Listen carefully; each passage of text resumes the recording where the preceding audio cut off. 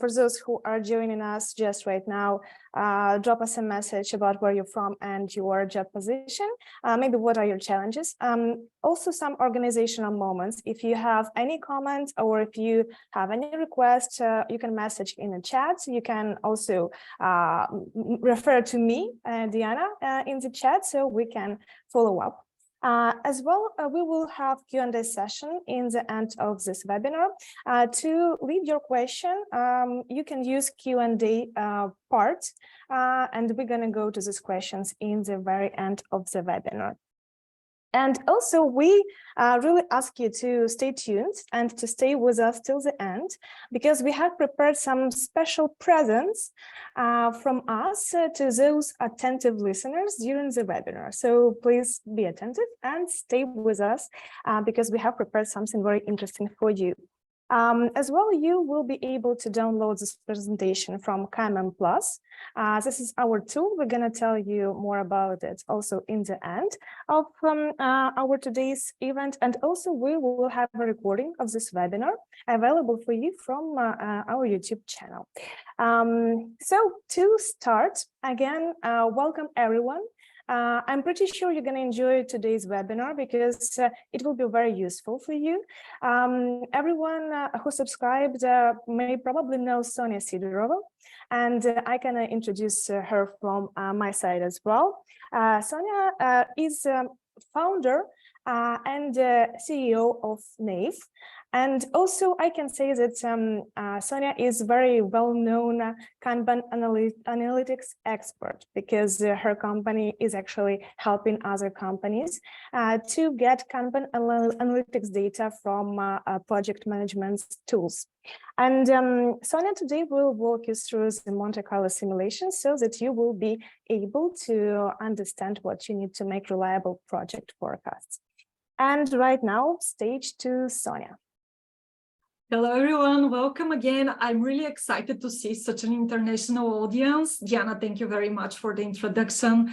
I wanted to personally welcome each and every one of you. Alvaro, hi, I see you coming from Spain. Andrew from Toronto. Joanna from Poland. I see Hannah from Berlin. Javor from Bulgaria. Zdrasti, Javor. I'm really happy to see all of you guys. Welcome, welcome, welcome. Today, I would really like to spend some time talking about one of my most favorite topics, how to make reliable project forecasts. And I want to ask you to be really interactive.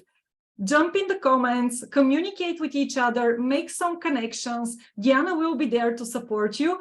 We're going to spend some time at the end for a Q&A session. So make sure that you post your questions in the Q&A. In the meantime, stay focused because we have a special prize for you. Stay with us till the end and you will have the chance to win some amazing presents. So without any further ado, let's get started. I hear clients and stakeholders ask this question all the time. How much time will this take? Or when you will be done? And coming up with the delivery date of a project can certainly be challenging, especially if you don't have the means to make reliable decisions at your disposal. So where does the problem come from? The most common approach to project planning suggests that the team should sit down together, go through the individual work items, and then estimate the effort needed to complete each item, either in story points or hours. Then the times are accumulated and a margin is added on top of the total sum in order to account for any unanticipated events. And the result looks something like, we'll need approximately 10 weeks to deliver, or we'll need about 5 sprints to complete the work. But what's the chance of meeting that commitment? Jump in the chat and let me know. Would you commit to delivering, let's say, in 5 sprints if you knew there was only a 20% chance of meeting that deadline? Give me a yes or no in the chat. Would you make a commitment if there was only a 20% chance of meeting this deadline? Rafaela says no, Rita no, Hannah no, Marco no, Freddie no. That's certainly something I don't recommend doing. And apart from being tremendously time and effort consuming, the main problem with this approach is that it's simply unreliable. And here are just a few reasons why these methods are fragile. Firstly, estimating the effort time required to complete your work items is a prediction based on guesswork, intuition, or good feeling.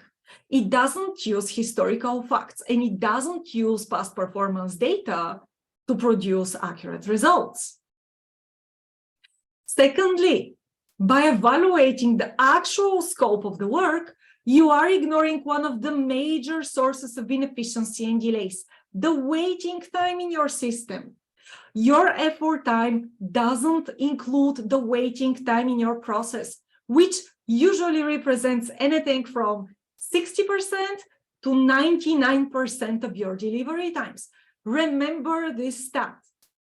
The waiting time in your process represents anything between 60% and 99% of your delivery times. Evaluating the actual scope of your work is just not enough to provide a reliable delivery commitment. Your delivery time will always exceed your effort time. And last but certainly not least, commitments based on effort come as a single value, and thinking deterministically about the future is simply insufficient. There is always more than one possible outcome that might happen in the future. Let me tell you a story. Who has little kids here in the audience? Give me a thumbs up in the chat. Are there people with little kids with us today? Yeah, little kids, 3, 4, 5, 6, 7-year-old. Let me know in the chat. If you have little kids, I think this specific story is going to resonate a lot. Ruben, thumbs up. Thomas, thumbs up. Gustavo, Natalia, plenty of guys with little kids. Okay, so every morning I have to drive my kids to school. They're now 5 and 7. My daughter is 2nd grade. My son is going to be 1st grade in September. And every morning I have to drive them to school. Well, it's not really a school. It's more like a kindergarten within the same building as the primary school. And they have the standard ring bells, classes, breaks in between. It really feels like school. And I find it awesome because when my daughter started 1st grade, the whole experience was so much smoother. So the first class starts at 8:45. And if you're not there on time, they close the main doors and you cannot get in anymore.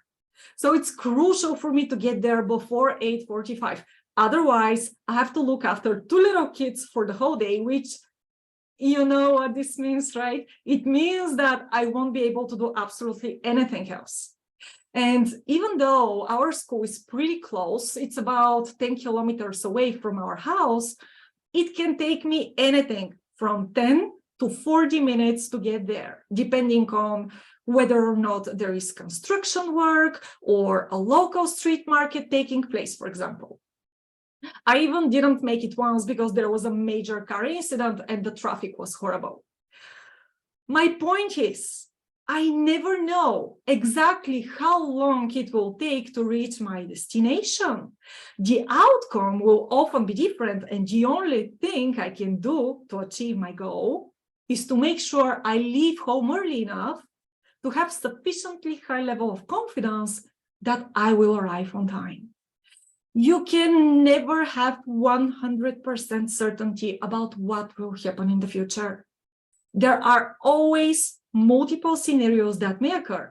There is no model that produces a single certain outcome that guarantees you will achieve your goal.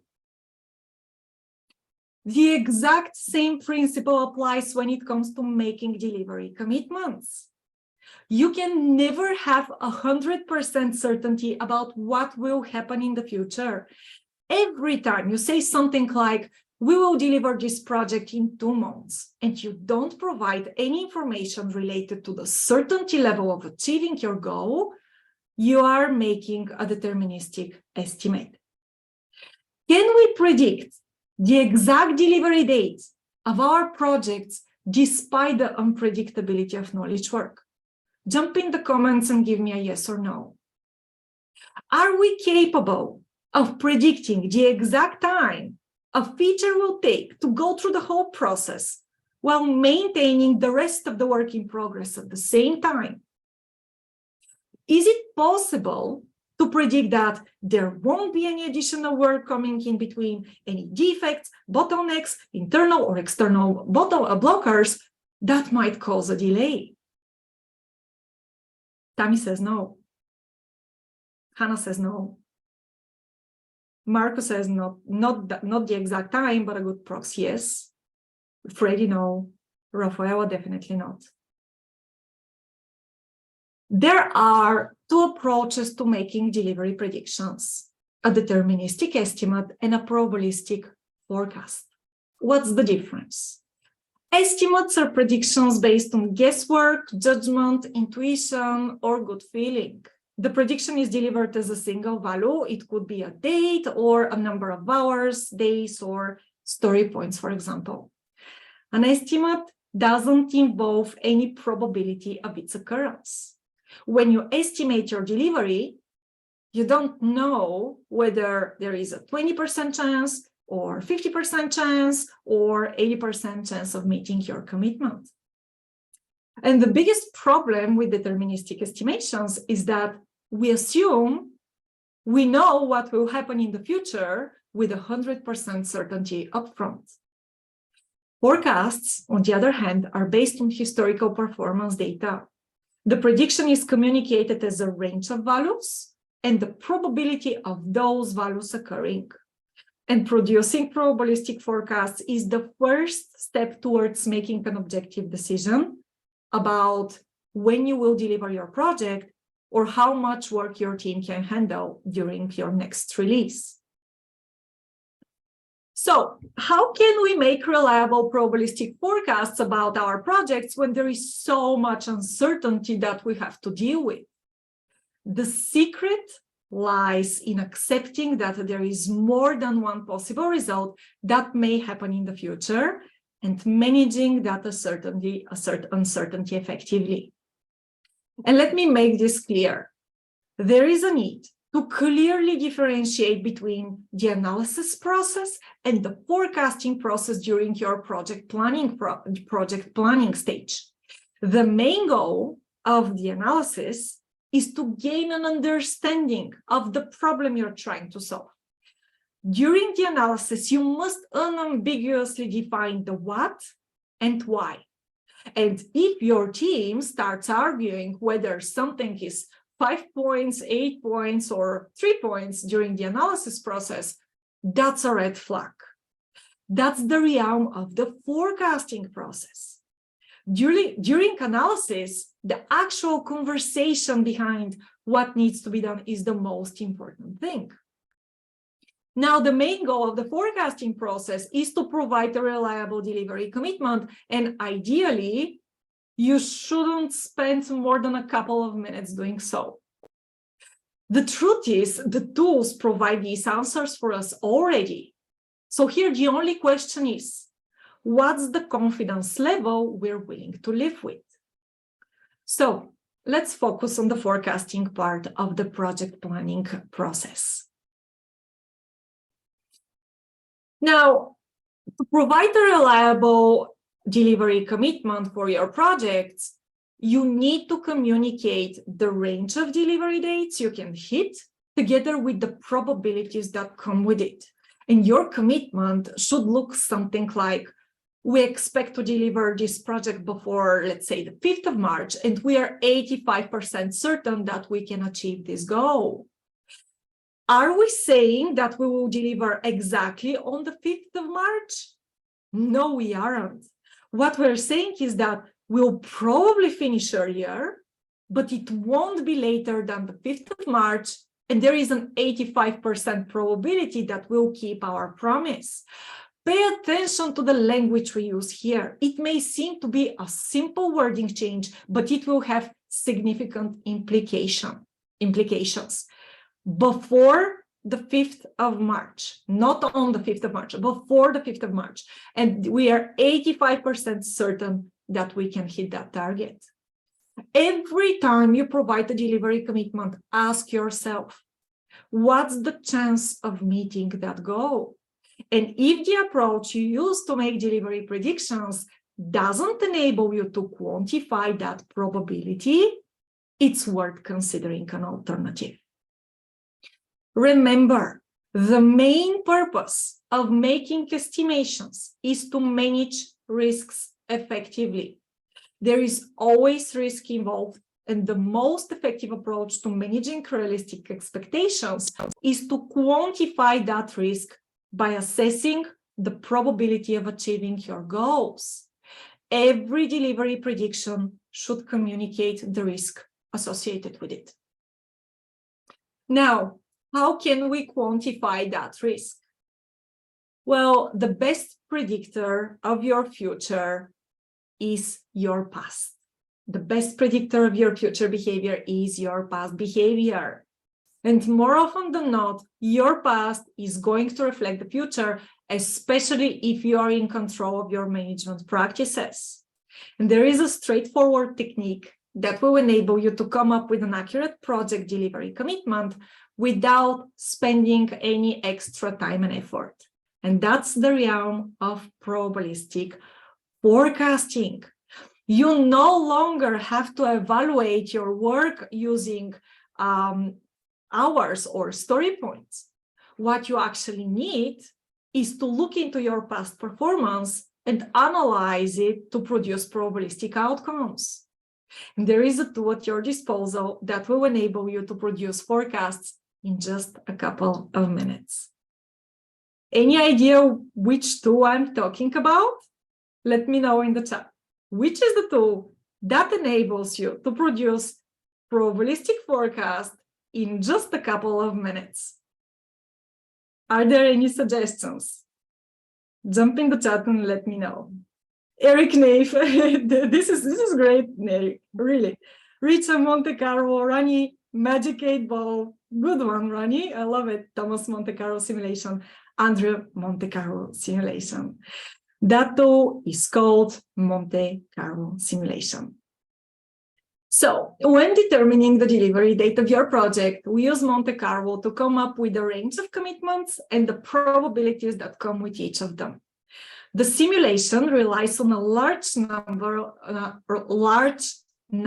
of random trials based on your historical performance data to predict your throughput for a future time frame. So throughput is the number of items completed in a certain time period. It represents your historical data, and it accounts for all the variability in your system, including the effort time plus the waiting time in your workflow.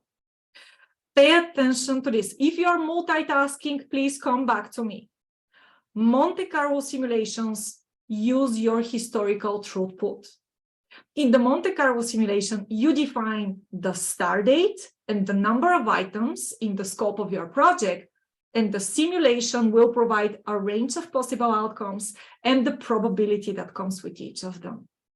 It will use the throughput of a random day in the past to simulate how many work items are likely to get done on a day in the future, on any specific day in the future. So this is a screenshot of our Kanban Analytics suite. And in this simulation, on September 10th, you had a throughput of 2 tasks.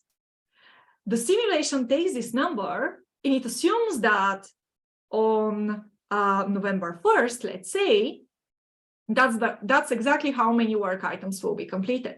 Then to project the probable throughput of November 2nd, it takes the throughput of another random day in the past, and so on. The simulation is presented in terms of probabilistic forecast. The simulation is presented in terms of a histogram, and it's repeated tens of thousands of times before the results are displayed with percentiles increasing from left to right. And in this simulation, we set a scope of 44 tasks and stated that we want to start working on it on November 1st. The simulation tells us that there is an 85% probability of finishing this scope before the 19th of April. The further you go in time, the greater the certainty of completing the projected outcome. Now, you can commit to a delivery date or a project scope or quality, but not to all three. So my advice would be to pick time, to pick date and quality, and keep the scope flexible. The main benefit of using Monte Carlo simulations is that the method clearly defines the risks associated with certain outcomes. The percentile lines that you're seeing here, 30%, 50%, 70, 85, 95, 98, they communicate the risk you're managing. The probabilities that the simulation produces quantify that risk in terms of percentages. The question is no longer when will this be done or when you will be done. The question is now, how much risk are you willing to take? If you plan with less confidence, let's say you commit to the delivery date of 27th of March, here on the 50th percentile, which is, by the way, the same confidence level that comes with flipping a coin, you really ought to ask yourself whether you want to manage that level of risk. I want you to think of project planning as gambling. The number of items we could supposedly deliver is higher at the lower confidence level. But how much risk do you want to take? Now, during our project planning process, we want to mitigate the risk as much as we can. 50% certainty is very low. Ideally, you should be working with 70, 85, or even 95% certainty when you're making your commitments. And if you look into the far most right sidebar on the Monte Carlo simulation here, you'll see that the probability is greater than 99%. Remember, there is no such thing as 100% certainty that something will happen in the future. Your stakeholders want to be as confident as possible that you will deliver on your commitments. And they want to reduce the risk of failure as much as they can. To help them understand that concept easily, communicate your project plan in terms of risk. This is the language they will understand.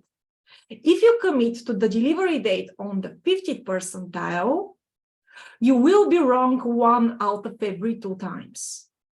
If you commit to the date on the 85th percentile, you will be wrong 1 out of every 7 times. If you go for the 95th percentile, the risk of failure drops down to 1 out of 20 times. That's how you manage realistic expectations and plan your project in the most effective manner. What happens if you don't manage to meet your commitment? Does it mean your forecast don't work? No, because if you've committed to the 85th percentile, there is still a 15% chance of not making it. You just ended up in this 15%. Always remember, there is no model that provides 100% certainty that we can achieve something. We can only commit with high confidence. The higher the confidence, the smaller the chance of failure. Now, I have some tough love for you. The fact that you've come up with an initial delivery commitment doesn't mean your job is done. The initial project planning phase is just that, an initial delivery prediction. It's just the beginning. Don't fall into the trap of assuming that everything will go as planned. On the contrary, your work has just begun. Now let's take a step back. Just because you have 44 stories in your backlog, this doesn't mean that these exact 44 stories will be delivered before the date you've committed. That's not what Monte Carlo is telling you.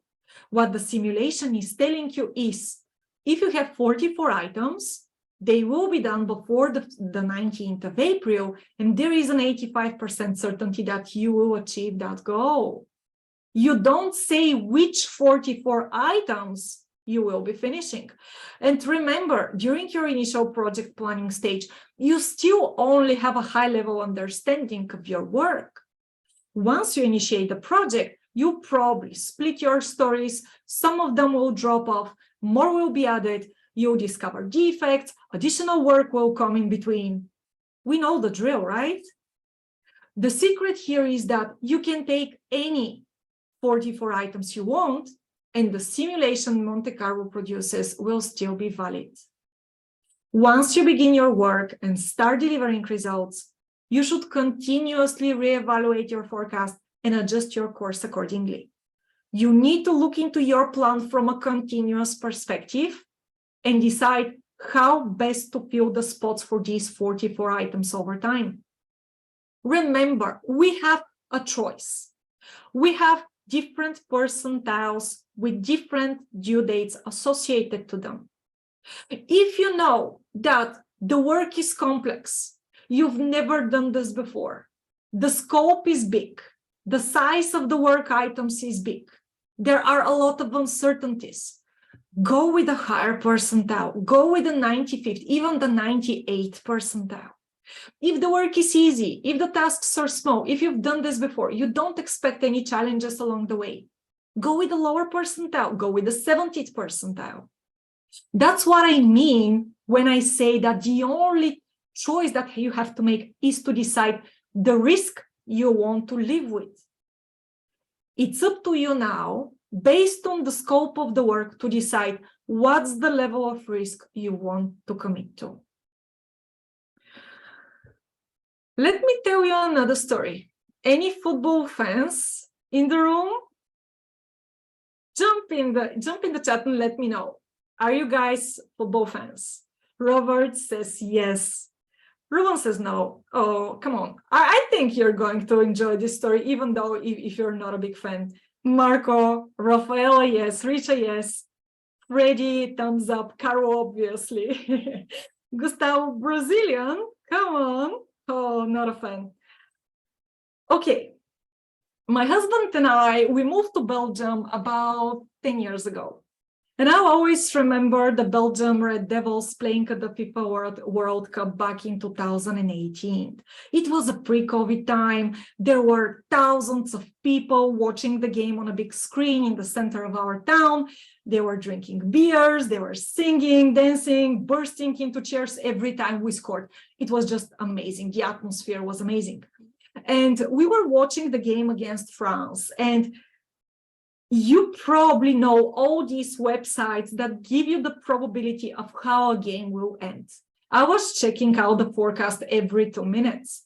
So the approach that these websites use is very, very smart. As the game progresses and teams score or don't score, the chances of your team winning will change as well. Every time a new event happens, the model is updated, and the new prediction of how game will end takes place. Now, imagine you're the coach of a team and you observe the probability of your team winning going down. If that's the case, you would probably want to make some changes, right?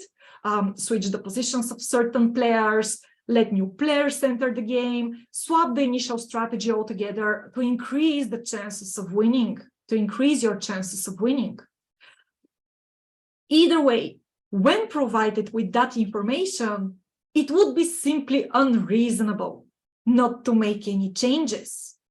Your tactics have to adjust based on the new information you're gathering. This is a classic example of continuous forecasting. Once you have your initial forecast, you need to continuously reevaluate it and adjust your course accordingly. Your forecast will change as you deliver more work. Remember, we used our past throughput in the simulation. Your throughput will vary based on any changes on the scope, your team or the efficiency of your workflow. All these factors will affect the base you use to perform your initial prediction. That's why continuous forecasting is essential. To be able to deliver on your commitment, you need to make sure that you have your finger on the pulse of the work. And I've said this many times already, but I just can't emphasize it enough. When we talk about making delivery predictions, we need to acknowledge that there are many possible scenarios that could occur in the future. And probably the biggest advantage of Monte Carlo is the fact that it produces a range of outcomes. It produces the probabilities associated with each of them, and it enables us to think about our commitments in terms of the risk we're willing to take. Now, let's put the continuous forecasting strategy into action. Let me show you how this works. Let's go back to our initial example. If we say that, hypothetically, our project started on the 1st of November, and we have 44 items in our backlog, and we've committed to delivering the work before the 19th of April. That outcome comes with an 85% certainty of us hitting our target. Now, I want to show you something. Here we have the start date of the project, then we have today's date, and we have our planned release date before the 19th of April.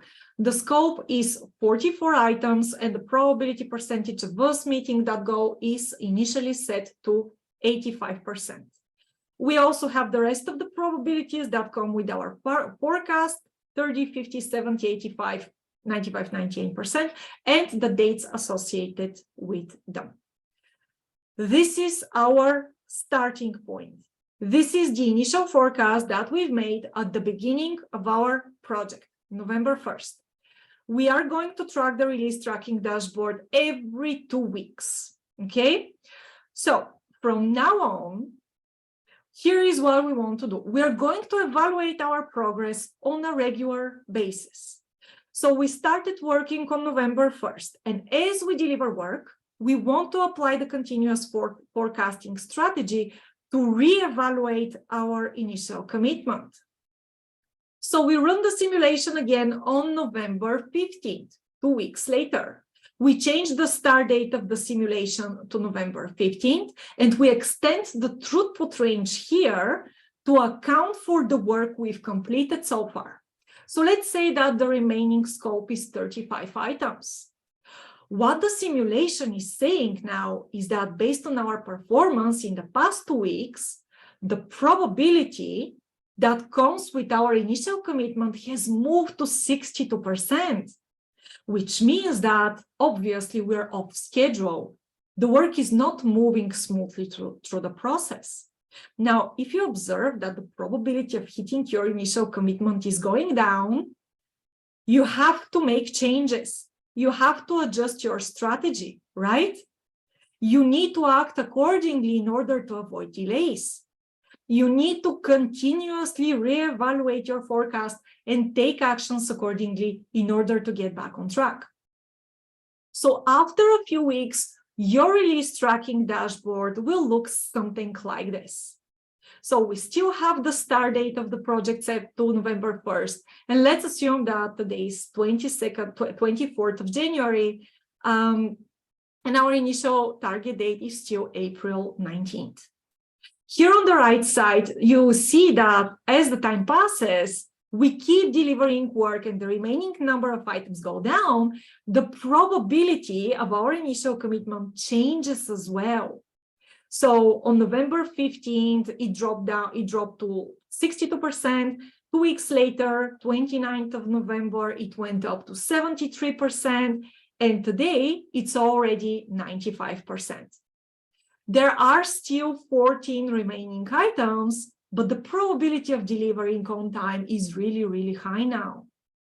So the most important thing is to stay on top of the progress you make and ensure you take action accordingly. In this instance, We have an example where the project of this team went off track on the 15th of November. So their solution was to reduce their WIP limits, which enabled them to stop multitasking, start pairing together, and really focused on finishing outstanding work, a decision that ultimately resulted in an increase in their throughput. So even if the adjustments that you make, even if they don't pay off, you've become aware of the situation, and you can now communicate it to your customers or stakeholders early so they can react on time. And acting like this builds credibility and shapes our reputation as professionals. So to sum this up real quick, Monte Carlo simulations clearly define the risks associated with a certain outcome. When it comes to planning, the conversation now moves from when will you be done to how much risk are you willing to take. The fact is, the Monte Carlo simulation has already provided the answer to that first question. And now it's up to us to decide the level of risk we're willing to live with. Using continuous forecasting will enable you to understand whether the risk you've taken is increasing or decreasing as you work through your project. And Monte Carlo is there at your disposal to provide this real-time feedback on whether you will make it on time or you need to adjust your course accordingly to mitigate the risk of failure. Take advantage of it. That's the most effective approach to managing realistic expectations. And here in our Kanban Analytics suite, we have implemented the continuous forecasting strategy. The release tracking dashboard is exactly what you need to put a finger on the pulse of your work and make sure that you stay on schedule. Now, before we wrap this up, I would like just to spend a couple of minutes talking about the prerequisites to making probabilistic forecasting work in your own business context. Jump into the chat and let me know. Do you need to split your stories into even sizes to produce reliable delivery commitments? Yes or no? Madeline, no. Thomas, no. Mauro says no. Vedran, no. Marco, no. Yavor, no. I don't think so. Freddy, no. Joanna, no. Guys, you rock. You don't need to split your stories into even sizes to make this work. Remember, the forecast accounts for all the variability in your system, including the size of your work items. Now, the more interesting question is, how much data do you need to make reliable delivery predictions? What if you don't currently have any historical data? What if you have plenty of data, but you can't really rely on it? Now, the fact that probabilistic forecasts are based on your past performance data doesn't mean that you need a ton of data in order to come up with reliable delivery commitment. Whether you have been collecting data from the very beginning of your board creation or you're just getting started with new teams is beside the point. The main and only prerequisite to producing reliable forecasts is to maintain a stable system. Stable systems are delivery systems that are optimized for predictability. If your delivery system is optimized for predictability, you won't need more than 20 or 30 items to come up with accurate results. It's not about quantity. It's all about taking control of your management practices and ensuring you deliver results in a consistent manner. The accuracy of your forecasts strongly depends on the stability of your system. And that's not only applicable for Monte Carlo. It's applicable for any type of estimations or forecasting you're trying to make. If you don't maintain a stable system, nothing will work. If you don't take control of your management practices to enable predictable delivery results, nothing will work. There will be no approach that can give you a reliable delivery prediction. You would be better off buying a pair of dice and just rolling them. You will be working with the same chance of achieving your goals. The only prerequisites to making accurate delivery forecasts is to optimize your systems for predictability. All right, I really hope that you enjoyed this presentation and you've taken some actionable insights from it. Diana, back to you. Yes, Sonia, thank you so much. It was very, very insightful, and I'm pretty sure that also very, very useful for the attendees of today's webinar. Right now, let me share a screen because we are coming to our interactive part of today's webinar. Okay, give me a second. There you go. Okay, do you see my screen now? Yeah, it's all good. Great. So I'm pretty sure that most of you already know. Well, first of all, we have today our partnership webinar, KMM Plus together with Nave. Thank you, Sonia, for amazing speech. And from KMM Plus part, I would like to shortly introduce those who may not be familiar with our tool, what KMM Plus has for you. First of all, if you would like to learn more about scheduling lead time, difference between thin and fat-tailed lead time, triage and dependency management, you can do them using our online learning platform, KMM.Plus. There you will find all the content of the Kanban Maturity Model book by David Anderson and Teodora Bojeva, and also a lot of useful materials on Kanban method studies, interactive posters that you can go through, click on them, and explore more about any part that you liked to learn more about. You can use search function to find exactly what you need among all the materials that we have there.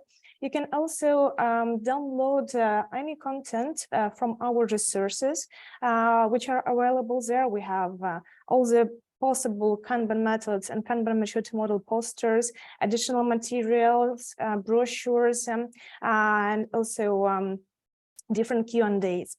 And for those who like to learn with the help of videos, we also have video resources and learning modules where actually David Anderson can walk you through the Kanban maturity model.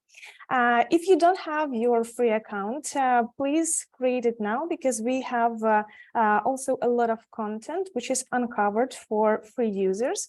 And the biggest advantage comparing to a hard book of Kanban maturity model is obviously that you will have much more material, and also because any update, any new content, any material that is developed will first of all appear there, and you will be one of the first ones to get it. So as well, for you to know, today's presentation, if you would like to have it, will be available for download from KMM Plus. And also we always strive to provide the best for our users. And as well, we would like to offer the most paying less. So that's why if you would like to subscribe, you can save up to 20% on annual subscription. And we also have a smart pricing for corporate users and additional functionality, which going to allow you to manage your team and learn together, because learning together is obviously the most efficient way of implementing Kanban method. As well, we also would like to invite you to stay in touch and to subscribe to our newsletter, to follow us in LinkedIn or in YouTube, because we do share a lot of content on a constant basis, information about news, updates, and the latest content that is developed by David or other trainers. From here, I would like to probably already go to the most interesting interactive part, and to encourage attentive listeners to be even more attentive now. So, are you ready? Give us yes in the comments. Give us yes in the comments. Are you guys ready for the best part? For those of you who stayed so far, you guys are awesome. I just wanted you to know that. Yes. All right, Yes. Diana, I think everyone is ready. So here is how it's gonna be. First of all, KMM Plus and Nave would like to give as a present 3 months of the free access to our tools, both KMM Plus and to Nave, to 3 winners of today's contest. What is a contest about? Sonya has prepared 3 interesting questions about today's webinar. So those attentive listeners who will be the first ones to give the correct answer into the chat will receive the prize. So, is everything clear? Yes and no? Are you guys ready? So we have 3 questions. We're going to have 3 winners. The first person who gives the right answer of each question is going to take 3 months of free access to both Nave and KMM Plus. So I think everyone is ready, Diana, so let's get started. Yes, Sonia, the only question is I would ask you to follow Sure. with the winner to see the chat. Okay, question number 1. Question number 1, let's go, fingers on the keyboard. Question 1, what's the main purpose of Monte Carlo simulation in project management? And 3 answers, cost estimation, B, risk assessment, C, schedule optimization. Oh my God, Diana, the chat is flooded. Thomas was the first one. Congratulations, Thomas. You're the first winner today. We have so many right answers, though. Congratulations to Thomas. You guys, amazing. Yeah, Thomas, we kindly ask you to please email us on kmm@movies.com, and we will send you instructions to how to get your present. And also, if you currently have one of the subscriptions or maybe both, you can offer it as a present to your colleague or a friend, what you decide. All right, guys, buckle up. Question 2. Question 2, 1, 2, 3, ready, go. Question 2, what inputs are needed for Monte Carlo to produce project delivery dates? A, team size and timeline. B, budget and due date. C, start date and number of tasks. And the correct answer is? The correct answer is C, start date and number of tasks. Gianna, you have to see the chat. These guys are amazing. Andrew is the winner for the second question. He was the first. We have all correct questions. You had to see everyone jumped into the chat before even you started talking about the answers. You guys are amazing. Yeah, really. That's really amazing. Thank you so much. Well, I'm really very surprised because we have very attentive audience and it's getting tough. Congratulations, Andrew. You're the second winner for today. And now, question number 3. Ready? 1, 2, 3, the last chance to get our presents. Alvaro, don't cheat. Alvaro cheats. Don't give the answer before you read the question. Okay, let's go. What's the outcome of a Monte Carlo simulation? A range of work items and the story points associated with them. B, a range of delivery dates and the probabilities that come with each of them. C, a range of cost estimates and the confidence levels assigned to each estimate. And the answer is B. Congratulations to Christian. Christian was the first one to answer. Congratulations to our 3 winners for today. You guys are amazing. You are going to receive 3 months free access to both our platforms. Please, we do ask you to email us and we're going to provide you with instructions how you're going to get your prizes. Thank you so much for participation. It was very interesting and I hope you liked it, and congratulations to winners. Those who didn't win, please don't worry because we have also prepared something special for you. Maybe not that crispy, but also pretty good. We actually ask you if you want to experience KMM Plus and Nave full functionalities, you can use our special activity KMM Plus Nave. How it's gonna work? Right now, we already launched the instructions in Kanban Method to Model LinkedIn page. So if you want, you can scan QR code and and read it there and to click on the links directly from there. But if not, I'm going to explain you in short that if you want to get your month's trial from Nave, you can use a special link to get it. And you will be able to use Nave for 30 days for free. To KMM Plus, you can use special code KMM Plus Nave, and you're gonna get a week free access to all content, all KMM Plus, to use it, to explore it, to read more, to learn, to watch the videos, to download materials. This KMM Plus Nave coupon code will be applicable during next 30 days. So take advantage of it. You can also share it with your friends and colleagues whom you think are going to be really interested to explore both of these tools. And also you can learn more on KMM Plus about materials on lead time, triage tables, scheduling, and try Monte Carlo simulations with the Nave.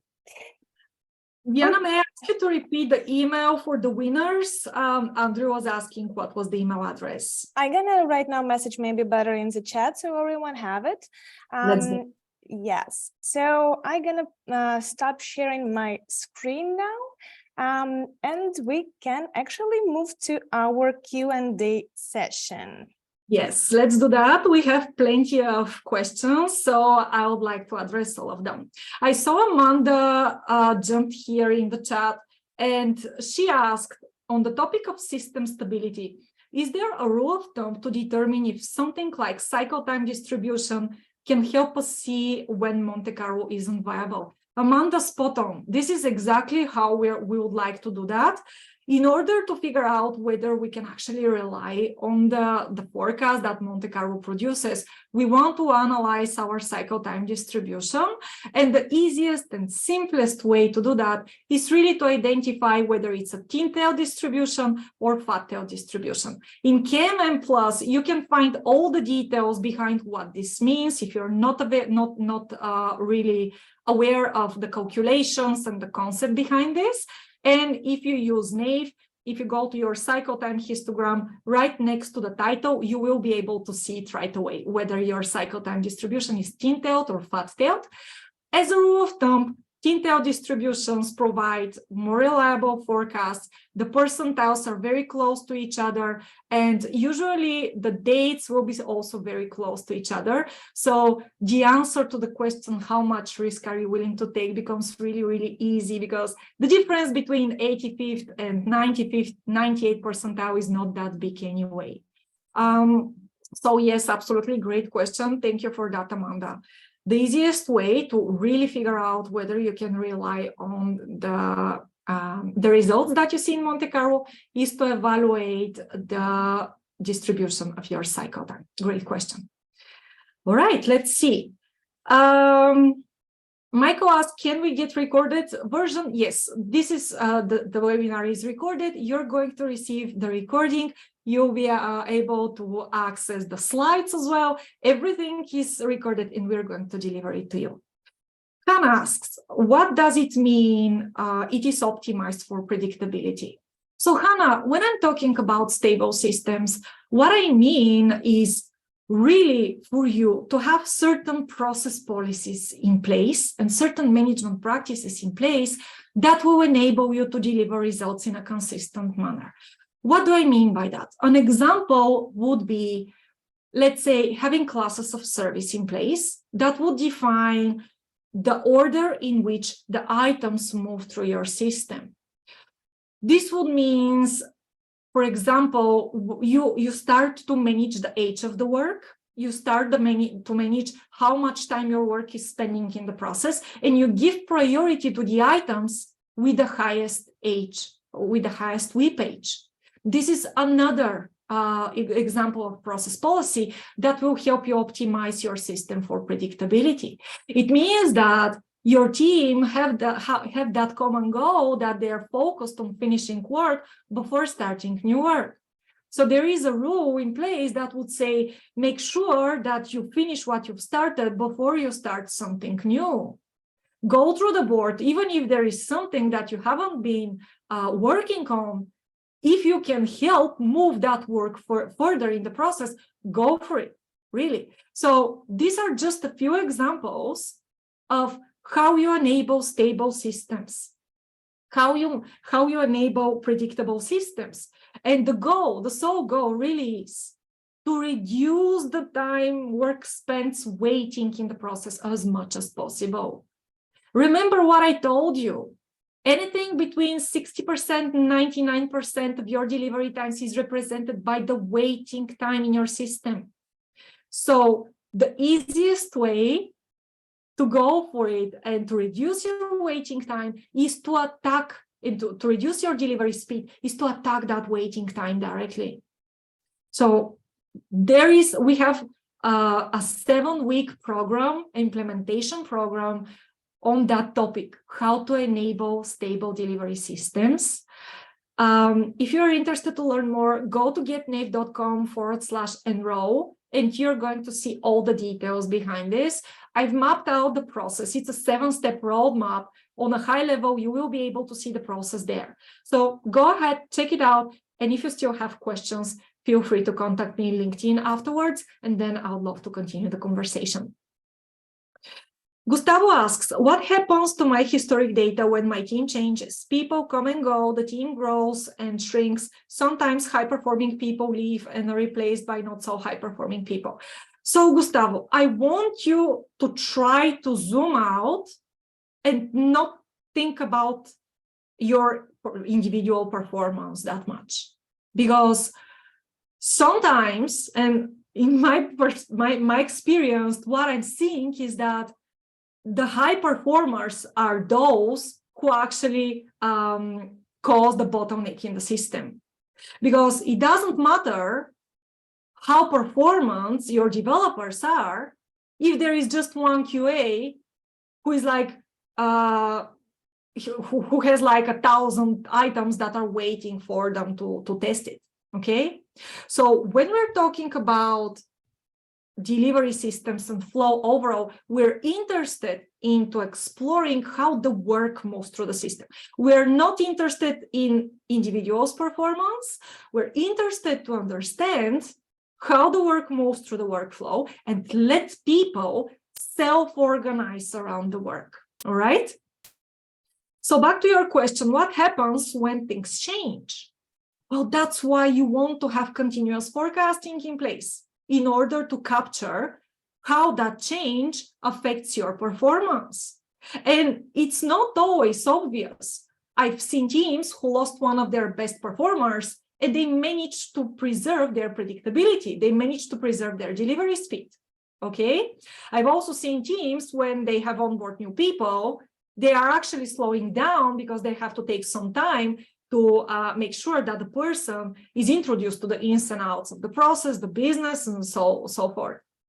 So when it comes to changes and how this affects your predictions, you want to see and you want to observe how the changes you implement affect your metrics and your performance, okay? And ideally, you always want to know when you see a deviation in the metrics that you track, you always want to be able to associate these deviations with certain changes that happen, okay? That's very important. If you're not able, if you see deviations in your performance and you're struggling to understand why is that happening, this is when you have to be concerned, okay? I hope this helps. Just keep using continuous forecasting. Keep reevaluating your forecast every 2 weeks.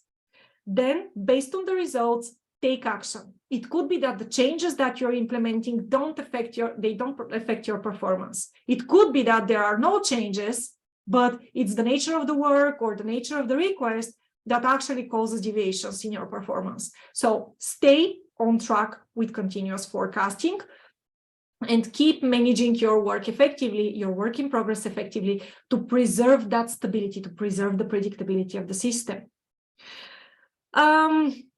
Neil asks, how does Monte Carlo handle multiple epics being worked on at the same time? Often our teams are not in a position to be able to work on a singular epic. Neil, remember, if you have 44 items, Monte Carlo doesn't tell you which items are these. These are both completed work items, items that are still in your backlog, and items that are currently in progress. If you have like 40 items in your backlog and 4 items in the backlog, these are the 44 items Monte Carlo is predicting, okay?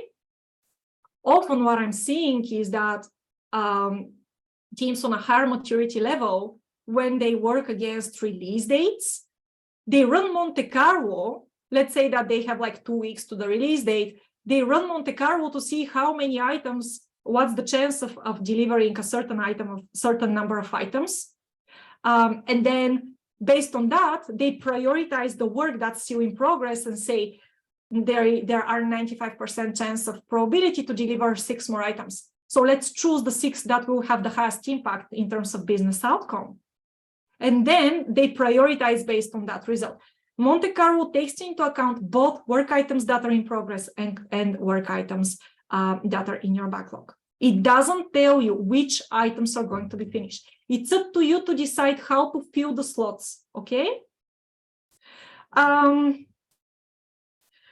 Reposting my question from the QA with some additional info. Curious to hear your thoughts on the computational inefficiency with Monte Carlo simulation, especially with large data sets. Over time, don't the tails get fatter, thus making it somewhat inefficient when you start to build a large data set over time?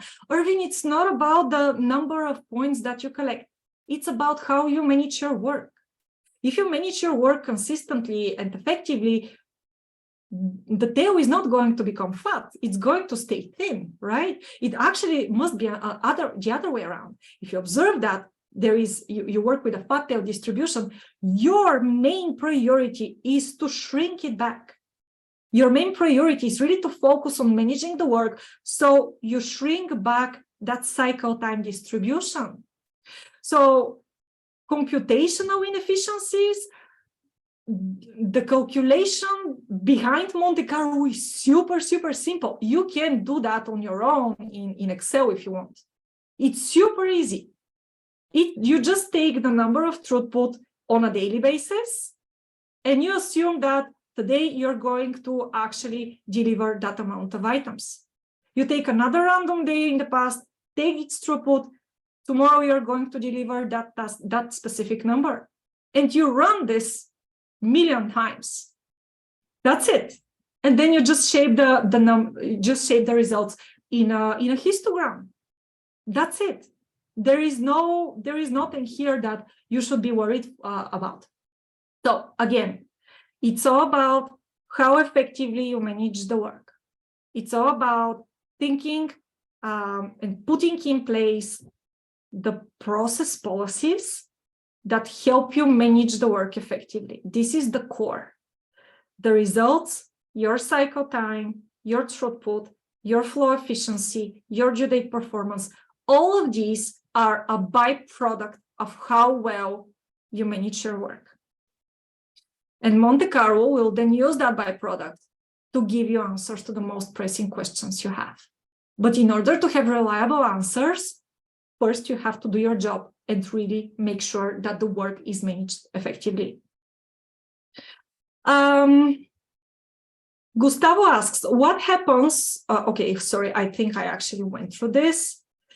Mauro, what assumptions does one make when using Monte Carlo simulation? The team composition is the same, item granularity, etc. Mauro, it's really about your throughput rate, because Monte Carlo uses your daily throughput to run the simulation. If your throughput changes, if your throughput rate changes, then the results of Monte Carlo, they're going to change. It's that simple. Is the team composition or the item granularity affect your throughput rate? It could be. It depends. Again, it all depends on how effectively you manage your workflow. So there is no direct correlation between team size, task size, complexity, and so on with the results Monte Carlo produce. Monte Carlo is based on throughput rate. As long as your throughput rate stays consistent, then the result will stay consistent as well. So is the simulation running every day, updating itself? Ruben says, Ruben, do you talk about the release tracking dashboard? If that's a question about that, yes. In Nave, the release tracking dashboard is running every single day, and it gives you the insights on a daily basis. I think you have the flexibility to adjust that, but I have to confirm that with the guys in the tech team. But yes, that's correct. So let's see. Yavor asks, what's your take on handling multiple projects simultaneously? Project A, Project B, support work.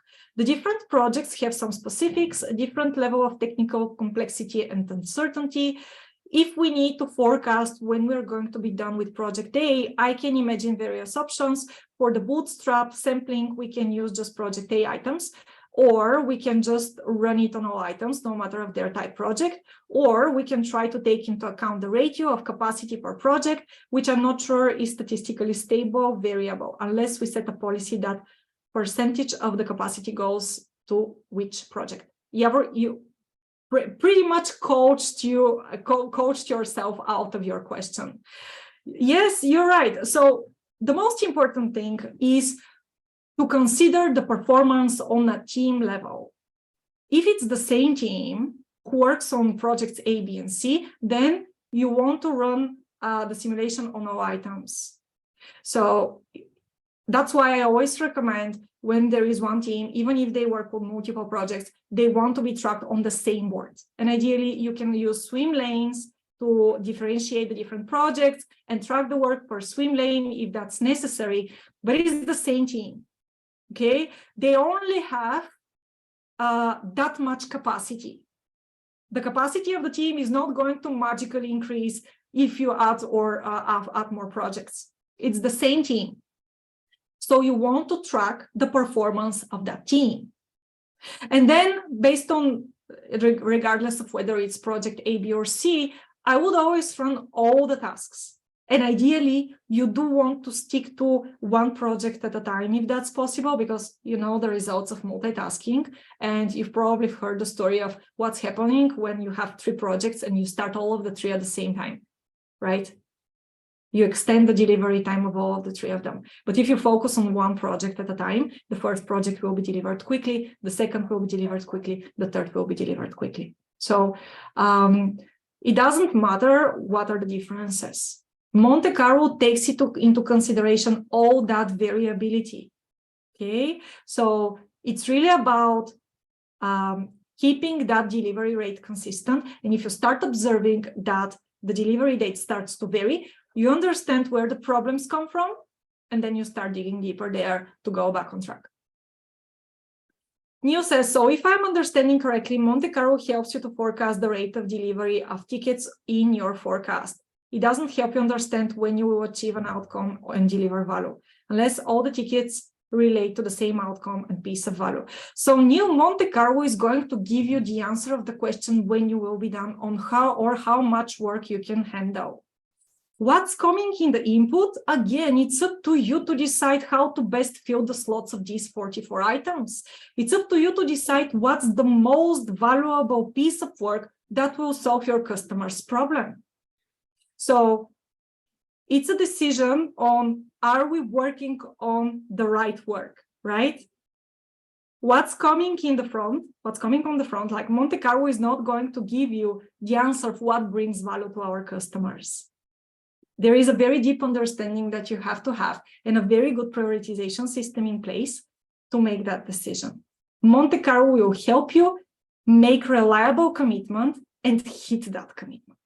That's what Monte Carlo is going to help with. I think these are all the questions. Guys, thank you very much for sticking with us. I really enjoyed all of the questions. All of these are great questions. I would love to continue the conversation. Jump on LinkedIn, send me a note in there. Let's have a chat one-on-one. And I'm looking forward to seeing what all of you will be able to achieve. Don't forget to take advantage of our offer. Use the coupon code, use the link that I sent you in the chats, getnave.com/KMM plus Nave for 30 days of free trial at Nave. Use KMM Plus Nave coupon code for free access to KMM. For Diana, would you please remind me, was it 2 weeks? Or was it was 1 week of full access to everything. Perfect. 1 week of full access in KMM. Use the code KMM Plus Nave. Go ahead, take advantage of all of these resources, and don't forget to take action. Don't just stay and consume and consume. Take action. I want you to commit to the one small step you're going to take as early as tomorrow morning. What's the next step that you're going to take based on what you've learned today, based on all the conversation that we have? What's the one thing that you're going to do tomorrow morning to move forward to achieving better results and improving your processes? I want you to make a commitment to yourself. And if you want some accountability, send me that commitment on LinkedIn. I'm going to follow up with you next week, and I'm going to keep you accountable, okay? So take action. That's how you make a difference. The only way to make a difference is to take action. Mm-hmm. And let's stay in touch. Subscribe to our newsletter. Also follow us in LinkedIn, in YouTube, because we do share a lot of useful materials so that you can explore them and improve. Thank you so much for today, and we hope you liked our webinar. Thank you very much, everyone. Have a wonderful day. Thank you. Bye-bye.